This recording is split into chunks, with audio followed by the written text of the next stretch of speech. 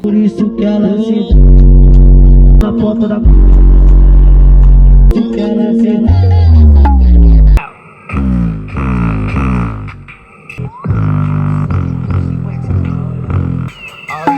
vida de carro, só e mulher, boninha sorrindo.